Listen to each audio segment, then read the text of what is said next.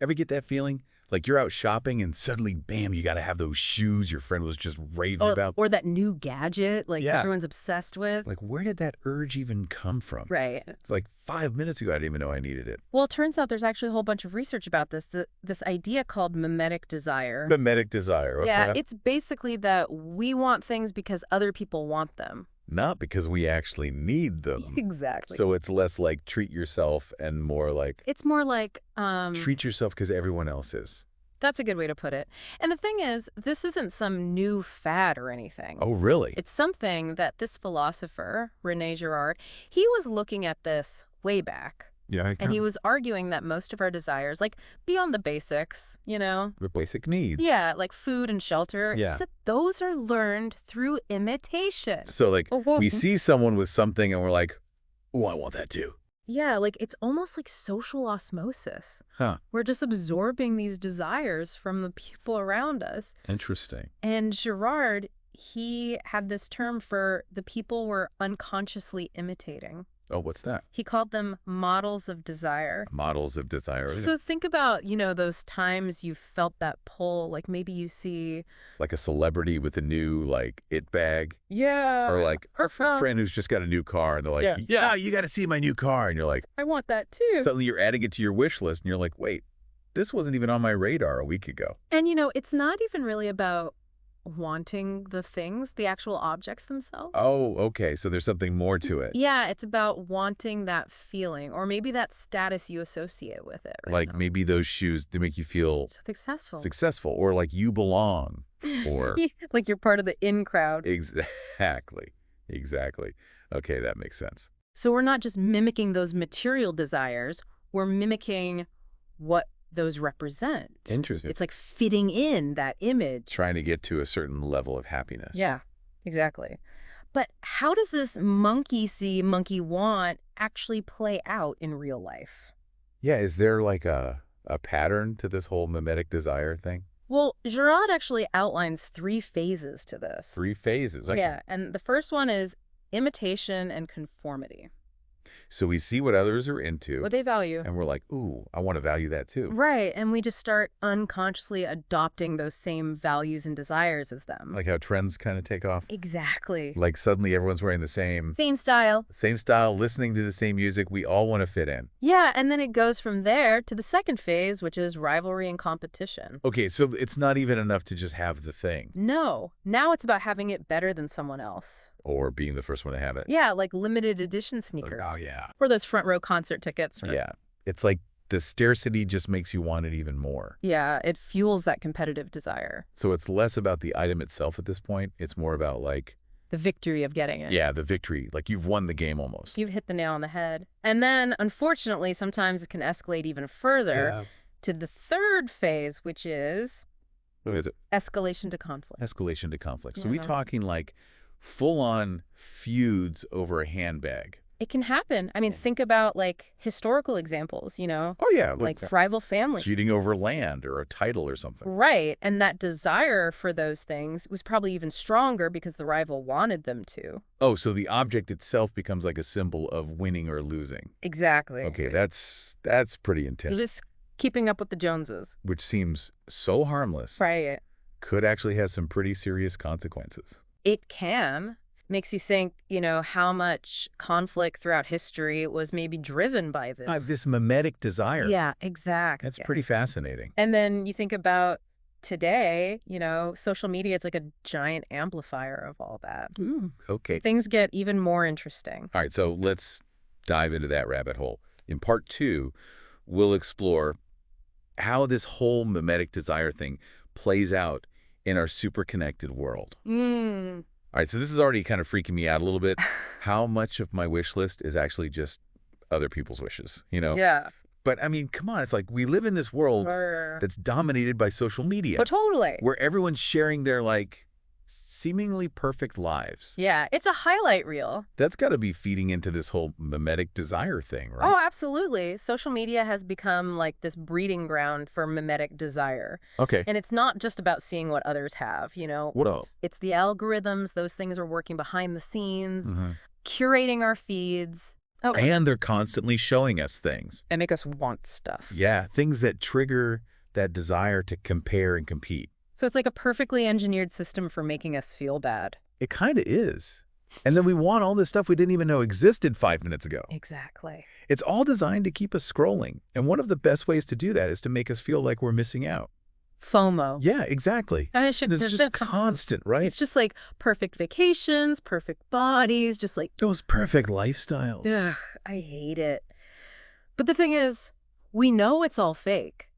Well, yeah. Like, we know people are curating these online personas, They're just showing the best bits. and yet we still get sucked in. Yeah, that's the crazy Right. thing. Like how? Because that's how powerful this mimetic desire is. Okay. Even when we know, like logically, it's manipulation, Right. we can still fall prey to it. Just like we can't help it. And it's because it taps into something really deep, that need to belong, that need for status and validation. So it's like we see these idealized images and then we're like comparing ourselves. Yeah, we're constantly comparing. And then we just want more and more, and we're never satisfied. That's the trap, right? We're chasing these external things, thinking they're going to make us happy, but they never truly fulfill us. Because real happiness comes from inside, right? Exactly. Not from stuff. It comes from living a life that's true to your values and your aspirations. Okay, so social media, it's a big part of this whole thing, but Yeah.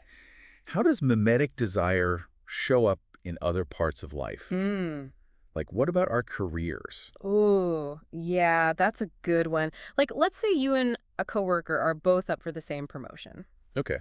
On the surface, it seems like healthy competition, but mimetic desire can really mess things up. How so? Well, suddenly, that desire for the promotion, Mm-hmm. it might not even be about the job itself anymore. It's about beating the other person. Exactly. It's like you just want to be seen as more successful than them. And then it's not about the job title or the money anymore. It's about proving yourself. Yeah, like proving your worth. Oh, yeah, I see that. Outdoing someone else, it can get toxic. Yeah, it can turn a workplace into a really bad environment Totally. Where everyone's just focused on, winning. instead of actually doing the work. Yeah, the work becomes secondary. I've definitely seen that. And this happens everywhere, not just work. Oh, really? Anywhere there's competition, academia, Oh, yeah. the arts, Yeah. even our personal relationships. Like we're always trying to, Keep up with the Joneses. yeah. Or man. even surpass them. So how do we escape this? I mean, it feels like everywhere we turn, It's everywhere. there's something triggering this mimetic desire. I know, it can feel like that. Can we even escape it? Well, it's not really about escaping it entirely. What do you mean? Because mimetic desire, it's just a part of being human, Okay. It's what drives us to learn, to grow, to achieve. So it's not all bad. No, but we can become more aware of it. So we can make better choices about it. Exactly. We can be more intentional about how we navigate this whole thing. Okay, so instead of being controlled by it, we can learn to use it to our advantage. Yeah, that's the idea. By understanding how it works, Right. we can start to question our motivations, Right. make more conscious choices, Yeah. and focus on cultivating the desires that are really true to ourselves. And that's where Girard's insights come in. Right. Okay, I'm ready to hear them. In part 3, let's break down those insights and figure out how we can actually apply this knowledge to our lives. Yeah.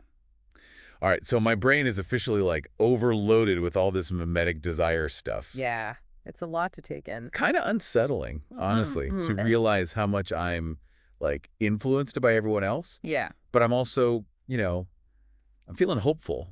Good. Like maybe there's a way to break free from all of this, There is. to start, living more authentically.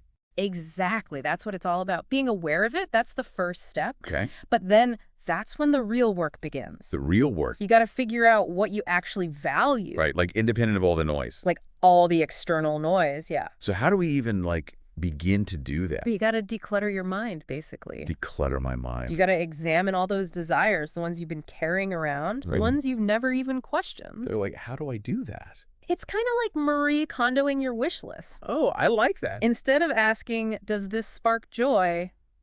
You're asking, But I still want this if nobody else cared. that's it. Does it align with your values, your goals, your vision for your life? Or is it just like a fleeting want, based on what everyone else is doing? Exactly. So it's about being like really honest with myself. You got to be. Maybe even a little ruthless. Yeah. Question everything. It's like digging deep, huh? It is. It takes practice. But it's so worth it because when you let go of those desires that aren't really yours, What happens? you make space for the ones that really matter. Or real ones. The ones that fuel your passions, the ones that bring you real fulfillment. Okay, I'm liking this. Yeah. So it's like, I got to hit the reset button. Kinda, yeah. Go back to basic. But how do I even, like, find those authentic aspirations? Think about what really lights you up. What lights me up? Like what makes you curious? What activities do you do where you completely lose track of time? Okay, yeah. What are you passionate about? Those are usually clues. Clues to my real self. Yeah, to that self that was there before you started absorbing all those outside desires. It's like looking back at my childhood self, you know? Yeah. Before I had to worry about fitting in and all those pressures. Exactly. Connecting with those core passions again. Uh-huh. It's powerful. You know, it makes you feel free. It can be so liberating to rediscover those things that bring you joy, That real joy. regardless of what anyone else thinks. Oh, that's amazing. Okay, but let's be real here. We can't just, like, shut off the outside world. No, you can't live in a bubble. There's always going to be influences, right? Or will be. So how do we deal with that without, like, spiraling back into all this mimetic desire stuff? It's about being mindful and selective. Okay. You have a choice in what you let in, you know? Like what I watch, what I listen to, Yeah, what you consume. especially on social media. Totally, yeah. You can curate your experience. Curate my experience. How? Unfollow accounts that make you feel envious and inadequate. Okay, yeah, those are the worst. Instead, you seek out content that inspires you. Right, that aligns with my values, makes me feel good. You create a positive echo chamber for your mind. So I'm surrounded by messages that support my real self Exactly. instead of feeding all those, Those mimetic desire. Yeah, exactly. Yeah. So it's not just online though, right? No, it's who you surround yourself with, too, in real life. My friends, my family. Find people who inspire you, who support your goals, celebrate your individuality. So find my tribe, people who get me. Yeah. People who lift you up, encourage you to be your best self. This has been so eye-opening. It really is a fascinating topic. It's like we've uncovered this, like, hidden force that shapes so much of our lives. Right. But now we've got the tools to understand it, maybe even use it to our advantage. Absolutely. The power is in our awareness, in our choices. So I can be a conscious consumer, right? We can. Curate my mental diet, Yeah. surround myself with the right people. That's the key. Okay, so the big takeaway for everyone listening today, This is it. you don't have to be a prisoner of your desires. Yep.